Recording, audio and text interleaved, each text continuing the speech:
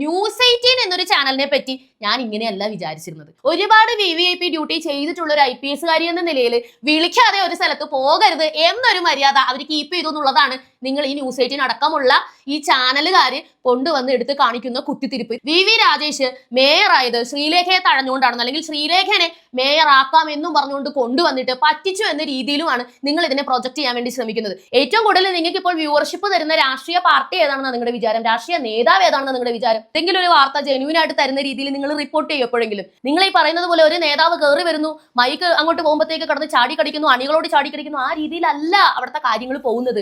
നിങ്ങൾക്ക് അതിന്റെ ഇന്റേണൽ ആയിട്ടുള്ള കാര്യങ്ങൾ അറിയാൻ പറ്റാത്തതിൽ നല്ല രീതിയിലുള്ള വിഷമുണ്ടെന്നുള്ളത് നമുക്ക് മനസ്സിലാവും. അതിന്റെ കലിപ്പാണോ നിങ്ങൾ ഇങ്ങനെ ഈ വ്യാജ വാർത്തകൾ അല്ലെങ്കിൽ കുത്തിത്തിരിപ്പ് വാർത്തകൾ പുറത്തുവിട്ട് ഇങ്ങനെ കാണിച്ചുകൊണ്ടിരിക്കുന്നത്? വൃത്തികേടിന്റെ ഉള്ളിലാണ് ഒരു കൗൺസിലറുടെ ഓഫീസ് പ്രവർത്തിക്കുന്നതെന്ന് തന്നെ ഈ നാട്ടിലെ ജനങ്ങൾ അറിഞ്ഞത് മാഡത്തിന്റെ പ്രതിഷേധത്തിലൂടെയാണ്, മാഡത്തിന്റെ വിഷ്വൽസിലൂടെയാണ്. പട്ടികൾ കുറയ്ക്കട്ടെ, സൂര്യനെ നോക്കി പട്ടികൾ കുറയ്ക്കുക, അല്ലെങ്കിൽ മാങ്ങയുള്ള മാവിൽ കല്ലെറിയാന്ന് പറയുന്നതൊക്കെ സ്വാഭാവികമായിട്ടുള്ള സംഗതിയാണ്. നരേന്ദ്രമോദി ആരാണ്? നരേന്ദ്രമോദി വന്നിട്ട് ഇവിടെ എന്തൊക്കെയാണ് ചെയ്തത്? BJP എന്ന് പറഞ്ഞ പാർട്ടി എന്താണ്? 25 ദിവസം കൊണ്ട് അവരിവിടെ വരുത്തിയ മാറ്റങ്ങൾ എന്താണ്? ഇതൊക്കെയും ജനങ്ങൾ കണ്ടുകൊണ്ടിരിക്കുകയാണ്.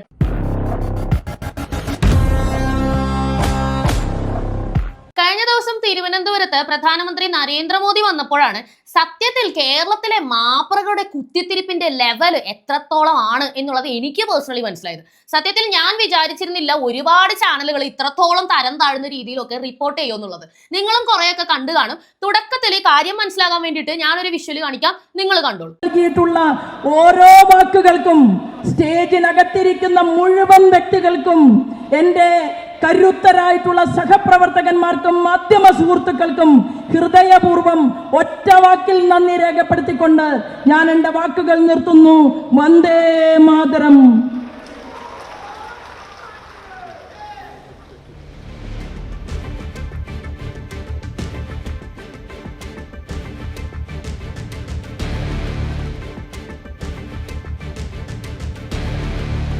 ഇത് ന്യൂസ് 18 ചാനലിന്റെ വിഷ്വലാണ്. അവരിതിന് കൊടുത്തിരിക്കുന്ന ക്യാപ്ഷൻ നേതാക്കളിൽ നിന്നും അകന്നു മാറി R ശ്രീലേഖ എന്നതാണ്. നിങ്ങൾ ആ വിഷ്വലിൽ എന്താണ് കാണുന്നത്? അവിടെ മോദി വരുന്നു, എല്ലാവരും കൂടി ആനയിക്കുന്നു, എല്ലാവരും നടന്നു പോകുന്നു. ശ്രീലേഖ മാഡം അവിടെ നിൽക്കുകയാണ്, അവിടെ തന്നെ നിന്നു. അതിനുശേഷം എന്ത് ചെയ്യണം എന്നൊരു കൺഫ്യൂഷനിൽ നിൽക്കുന്നു. പിന്നെ ബാക്കിലേക്ക് നോക്കിയിട്ട് ഇറങ്ങിപ്പോകുന്നു. അവരുടെ മുഖത്ത് ഒരു ചിരിയുണ്ട്, കണ്ടില്ലായിരുന്നോ? ഈ ഒരു ഇമേജ് എടുത്ത് വെച്ച് ഒരുപാട് പേര് ട്രോളുന്നതും വ്യാപകമായി കണ്ടു. പറഞ്ഞതെല്ലാം ശ്രീലേഖയും BJPയും തമ്മിൽ കാര്യമായിട്ട് എന്തോ പ്രശ്നമുണ്ട്, അതുകൊണ്ടാണ് ശ്രീലേഖ മാഡം ഇതിലൊന്നും പെടാതെ മാറി നിന്നത് എന്ന രീതിയിലാണ്. സത്യത്തിൽ എനിക്ക് മാനസികമായിട്ട് ഒരു വിഷമം കൂടിയുണ്ട്. ന്യൂസ് 18 എന്നൊരു ചാനലിനെ പറ്റി ഞാൻ ഇങ്ങനെയല്ല വിചാരിച്ചിരുന്നത്.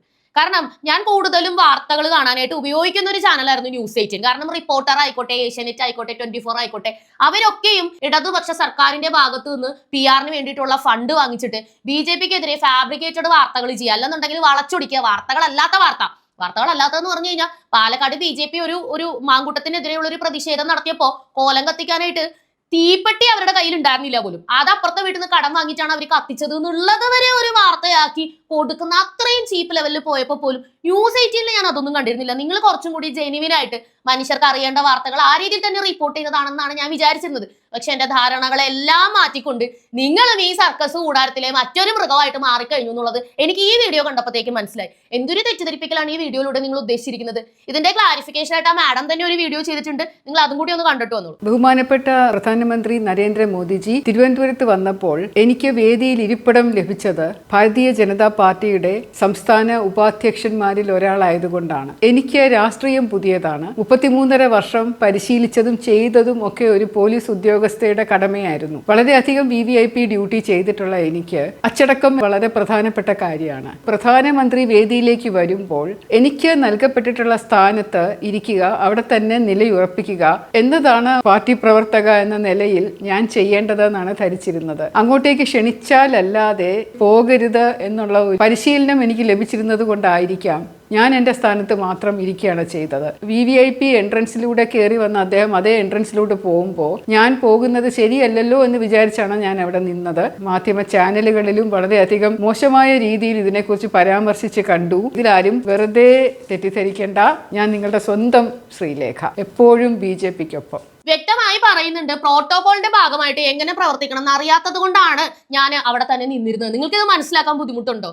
നിങ്ങൾ ഒരു കാര്യം മാത്രം മനസ്സിലാക്കിയാൽ മതി. ഒരു പോലീസുകാരൻ, പ്രത്യേകിച്ച് IPS റാങ്കിലുള്ള ഒരു ഉദ്യോഗസ്ഥനായിക്കോട്ടെ, ഒരു മിലിറ്ററിയിൽ ജീവിതകാലം മുഴുവനും സേവിച്ച് റിട്ടയർഡ് ആയിട്ടുള്ള ഒരു ഉദ്യോഗസ്ഥനായിക്കോട്ടെ, അവർ മരിക്കുന്നത് വരെ പോലീസുകാരായിരിക്കും, മരിക്കുന്നത് വരെ പട്ടാളക്കാരായിരിക്കും. അവർക്ക് അതേ അറിയൂ. കാരണം അവരുടെ ഒരു നല്ല പ്രായം മുതൽ അവര് ജീവിച്ചു വളർന്ന കാലഘട്ടം മുഴുവനും ഈ പ്രോട്ടോകോളിന്റെയും ഈ ഡെക്കറമിന്റെയും ഇതിന്റെയൊക്കെ ഉള്ളിലാണ്. പട്ടാളച്ചിട്ട എന്ന് നിങ്ങൾ പറയുമല്ലോ, അവര് വീട്ടിൽ വന്നാലും പട്ടാളച്ചിട്ട തന്നെയാണ്. ഒരു രീതിയിലും സാധാരണക്കാർക്ക് അഡ്ജസ്റ്റ് ചെയ്യാനായിട്ട് ബുദ്ധിമുട്ടാണെന്ന് പറയും. കാരണം അവര് ശീലിച്ചു വന്ന ആ ഒരു ഡെക്കറത്തിൽ നിന്ന് അവർ മാറാൻ തയ്യാറല്ല. ഒരുപാട് VVIP ഡ്യൂട്ടി ചെയ്തിട്ടുള്ള ഒരു IPS കാരി എന്ന നിലയിൽ വിളിക്കാതെ ഒരു സ്ഥലത്ത് പോകരുത് എന്നൊരു മര്യാദ അവർ കീപ്പ് ചെയ്തു എന്നുള്ളതാണ് നിങ്ങൾ ഈ ന്യൂസ് 18 അടക്കമുള്ള ഈ ചാനലുകാര് കൊണ്ടുവന്ന് എടുത്ത് കാണിക്കുന്ന കുത്തിത്തിരിപ്പ്. ഇത് എത്രത്തോളം മോശമാണെന്ന് നിങ്ങൾക്ക് മനസ്സിലാവുന്നുണ്ടോ? ഇവിടെ IPS റാങ്കിൽ നിന്നൊരു വ്യക്തി രാഷ്ട്രീയത്തിലേക്ക് ഇറങ്ങി ഒരു കൗൺസിലറായിട്ട് ജയിച്ച് കയറിയതിനു ശേഷം നിങ്ങളുടെ എല്ലാ കുത്തിത്തിരിപ്പിനും അവരിങ്ങനെ കുത്തിയിരുന്നു മറുപടി പറയണം എന്ന് പറയുന്നത് തന്നെ എത്ര ചീപ്പായിട്ടുള്ള സംഗതിയാണ്. നിങ്ങൾ ഇത്രത്തോളം തരം താഴരുത് മാധ്യമങ്ങളെ എന്ന് മാത്രമേ എനിക്ക് പറയാനുള്ളൂ. അവർക്കറിയില്ല അവരൊരു കൗൺസിലറാണ്, അതിലുപരി അവർക്ക് എന്തെങ്കിലും അധികാരങ്ങളുണ്ടോ, നമ്മളായിട്ട് അങ്ങോട്ട് ഇടിച്ചു കയറി ചെല്ലാമോ? വിളിക്കാത്തടത്ത്, പ്രത്യേകിച്ച് പ്രധാനമന്ത്രിയെ പോലെ ഒരു VVIP ഉള്ളിടത്ത് എങ്ങനെയാണ് നമ്മൾ പെരുമാറേണ്ടത് എന്നതിൽ കൺഫ്യൂഷൻ ഉള്ളത് കൊണ്ടാണ് അവരവരുടെ സ്ഥാനത്ത് നിന്നത്. ഇതിന് എങ്ങനെയാണ് നിങ്ങൾക്ക് കുറ്റം പറയാൻ സാധിക്കുക? നിങ്ങൾ കുറെ നാളുകളായിട്ട് വരുത്തി തീർക്കുന്നത് മുഴുവനും BJPയും ശ്രീലേഖയും തമ്മിൽ എന്തോ പ്രശ്നം ഉണ്ടെന്നാണ്. VV രാജേഷ് മേയറായത് ശ്രീലേഖയെ തഴഞ്ഞുകൊണ്ടാണെന്ന്, അല്ലെങ്കിൽ ശ്രീലേഖനെ മേയറാക്കാം എന്നും പറഞ്ഞുകൊണ്ട് കൊണ്ടുവന്നിട്ട് പറ്റിച്ചു എന്ന രീതിയിലുമാണ് നിങ്ങൾ ഇതിനെ പ്രൊജക്ട് ചെയ്യാൻ വേണ്ടി ശ്രമിക്കുന്നത്. ഇതിനെ വളരെ വ്യക്തമായിട്ട് മാഡം തന്നെ ഉത്തരം തന്നിട്ടുള്ളതാണ്. നിങ്ങളോട് എല്ലാവരോടും വളരെ ക്ലിയർ ആയിട്ട് പറഞ്ഞു. അങ്ങനെ പറഞ്ഞിട്ടുണ്ട്, മേയർ സ്ഥാനാർത്ഥിയായിട്ട് ചിലപ്പോൾ പരിഗണിച്ചേക്കാം എന്ന് പറഞ്ഞിട്ടുണ്ട്.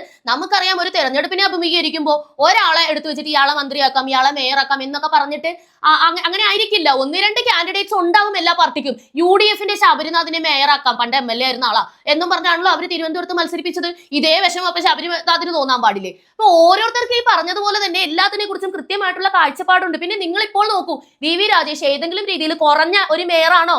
ഈ ഇന്ന് ഓരോ വാർത്തകളായിക്കോട്ടെ, അദ്ദേഹത്തിന്റെ ഓരോ പ്രസംഗങ്ങളായിക്കോട്ടെ, ഓരോ കാര്യങ്ങൾക്കും എത്ര കാഴ്ചക്കാരുണ്ടെന്ന് നിങ്ങൾ തന്നെ നോക്കിക്കോ. ഏറ്റവും കൂടുതൽ നിങ്ങൾക്ക് ഇപ്പോൾ വ്യൂവർഷിപ്പ് തരുന്ന രാഷ്ട്രീയ പാർട്ടി ഏതാണെന്ന് നിങ്ങളുടെ വിചാരം? രാഷ്ട്രീയ നേതാവ് ഏതാണെന്ന് നിങ്ങളുടെ വിചാരം? 1 മണിക്കൂർ ദൈർഘ്യം വരുന്ന ഒരു ലൈവ് MV ഗോവിന്ദൻ ചെയ്തിട്ടുണ്ട്. ആകെപ്പാടെ കണ്ടിരിക്കുന്നത് 4-5 പേര്, ഒരു ലൈക്ക് കണ്ട്. ആൾക്കാർക്ക് വേണ്ട, നിങ്ങൾ ആദ്യം മനസ്സിലാക്കുക. ആൾക്കാർക്ക് അതൊന്നും കണ്ടോണ്ടിരിക്കാനുള്ള യാതൊരു, ഇവരെ കൂടി പോയി എന്താ പറയാൻ പോകുന്നത്? ഇവരെ കൊണ്ട് ജനങ്ങൾക്ക് ഇനി എന്തെങ്കിലും പ്രയോജനമുണ്ടോ? ഇവരെ വിശ്വസിച്ചിട്ട് കാര്യമുണ്ടോ? ഇതൊക്കെ ജനങ്ങൾക്ക് മനസ്സിലായി കഴിഞ്ഞു. അതുകൊണ്ടാണ് R ശീലേഖയുടെ ഒരു വീഡിയോ, VV രാജേഷിന്റെ ഒരു വീഡിയോ, K സുരേന്ദ്രന്റെ ഒരു വീഡിയോ എന്നൊക്കെ പറഞ്ഞിട്ട് സുരേഷ് ഗോപിയുടെ വീഡിയോ, ഇതൊക്കെ വരുമ്പോഴത്തേക്ക് ഇത്രയധികം വ്യൂവർഷിപ്പ് എന്താണെന്നാണ് നിങ്ങൾ വിചാരിക്കുന്നത്? അവർക്ക് പ്രതീക്ഷ ഇനി ഇവരിൽ മാത്രമേ ഉള്ളൂ.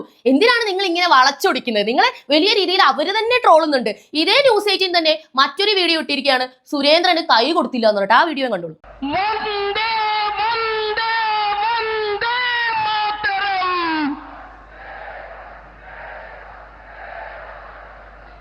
നമുക്ക് കേരളത്തിന് വേണ്ടി ആരാധ്യനായിട്ടുള്ള മോദിജി നമ്മളോടൊപ്പം നൽകിയിട്ടുള്ള സ്നേഹത്തിനും അദ്ദേഹം എത്രയോ മണിക്കൂറുകൾ, ദിവസങ്ങൾ, മാസങ്ങൾ നമ്മുടെ പ്രസ്ഥാനത്തിന് വേണ്ടിയിട്ട് ചിലവഴിച്ചുകൊണ്ട് കേരളത്തിന് മുന്നോട്ട് പോകാൻ നൽകിയിട്ടുള്ള ഓരോ വാക്കുകൾക്കും സ്റ്റേജിനകത്തിരിക്കുന്ന മുഴുവൻ വ്യക്തികൾക്കും, എന്റെ കരുത്തരായിട്ടുള്ള സഹപ്രവർത്തകന്മാർക്കും മാധ്യമ സുഹൃത്തുക്കൾക്കും ഹൃദയപൂർവ്വം ഒറ്റ വാക്കിൽ നന്ദി രേഖപ്പെടുത്തിക്കൊണ്ട് ഞാൻ എന്റെ വാക്കുകൾ നിർത്തുന്നു.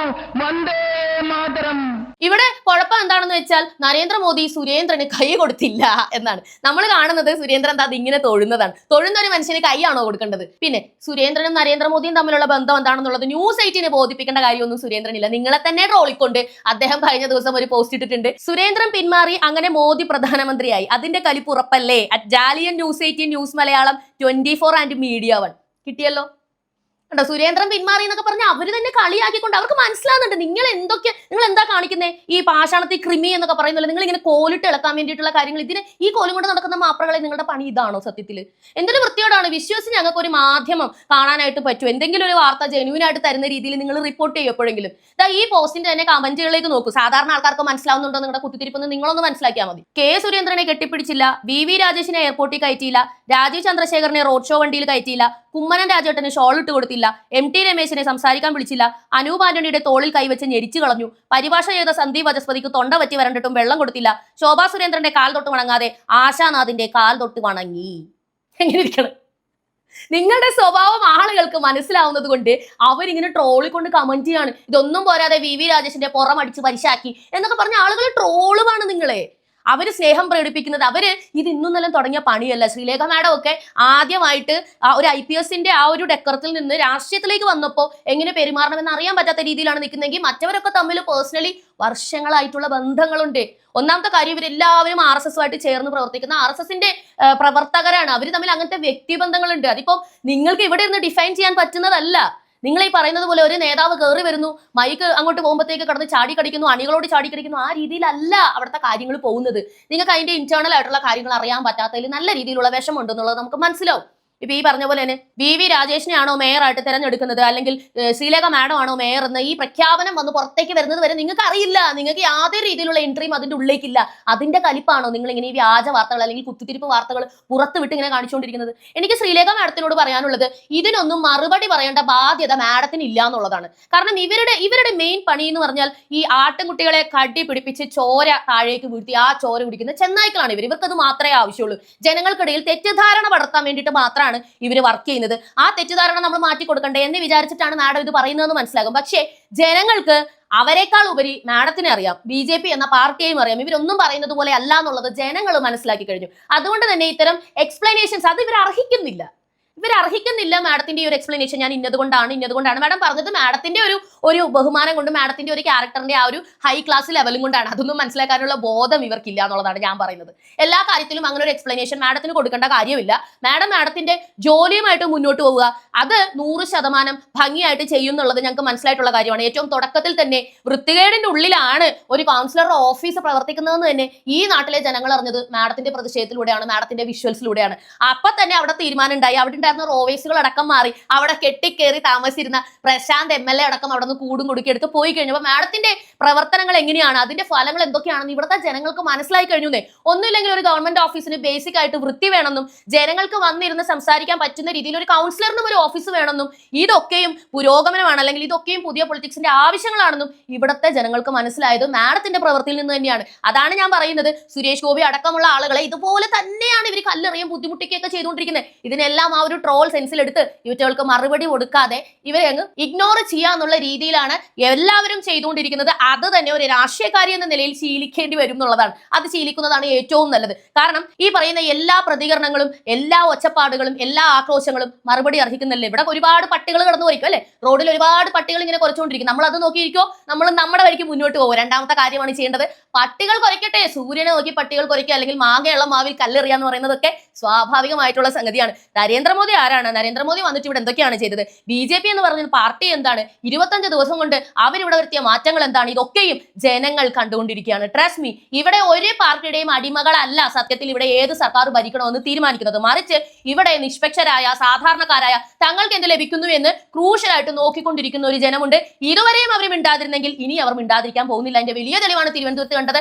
ഇനി കേരളം മുഴുവനും ഈ തെളിവ് കാണാൻ പോകുന്നതേ ഉള്ളൂ. അപ്പോ കുരയ്ക്കുന്നവർ കുരയ്ക്കട്ടെ, അവരുടെ നിലവാരം മനസ്സിലാക്കുക, അർഹിക്കുന്ന അവജ്ഞയോടെ അവരെ നമുക്കടക്കം, ഈ നമ്മൾ കണ്ടുകൊണ്ടിരിക്കുന്ന ജനങ്ങൾക്കടക്കം തള്ളിക്കളയുക. അപ്പോ തുടർന്ന് കാണുക പോളി ന്യൂസ്.